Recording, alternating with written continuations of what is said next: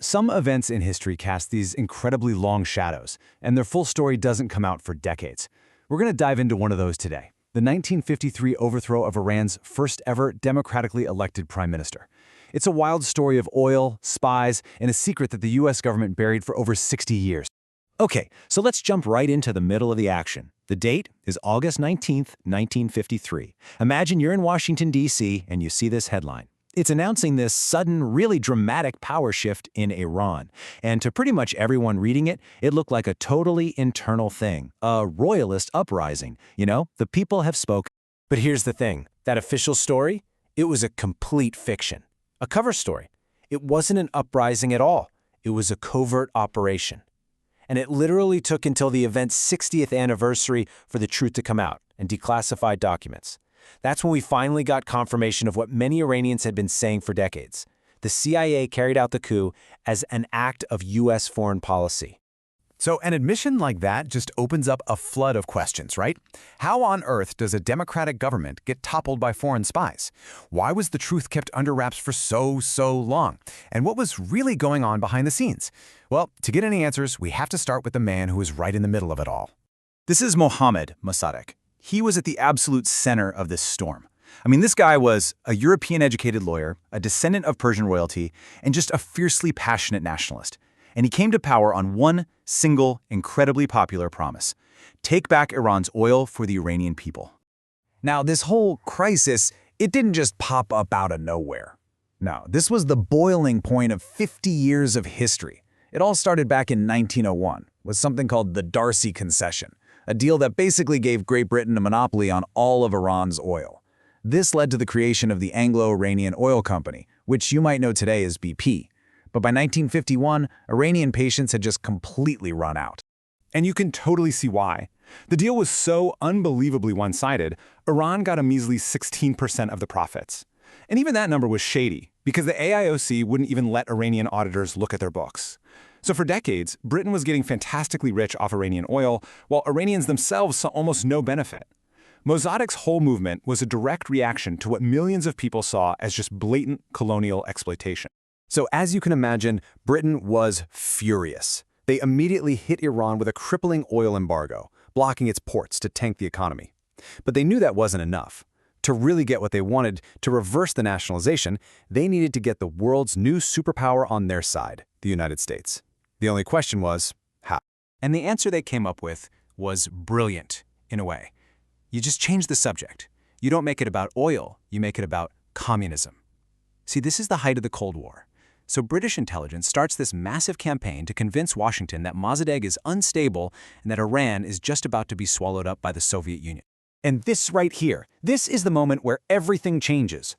Under President Truman, the US actually saw Mossadegh as a barrier to communism. They wanted to negotiate, and they repeatedly told the British no on any coup talk. But then, Dwight Eisenhower wins the presidency in 1953. His administration, especially the fiercely anti-communist Dulles brothers who ran the State Department and the CIA, saw the world in a totally different way, as a black and white fight against the Soviets. And their view of Iran? It was dramatically different. And this has sparked a huge debate among historians that is still going on. So what was the real motive? Was the coup fundamentally about oil, and the communism angle was just a convenient excuse to get the Americans on board? Or was that fear of Soviet influence actually genuine, a primary driver for an American government that was obsessed with Cold War containment? The truth is probably somewhere in the middle, a messy mix of both. And, adding to this whole combustible mix was Mossadegh himself. American officials just found him frustrating. His passionate, emotional, uncompromising nationalism, they didn't see it as a principled stand. They saw it as instability. And that made him seem like a huge liability in the high-stakes chess game of the Cold War. Okay, so Eisenhower gives the green light. The plan is a go. The CIA, under Director Allen Dulles, officially teams up with Britain's MI6. Their mission? Engineer the downfall of Mossadegh and put the Shah, Mohammad Reza Pahlavi, back on the throne with absolute power. And like any good spy operation, this one had code names. The British called their part Operation Boot. The CIA side was called TP-Ajax.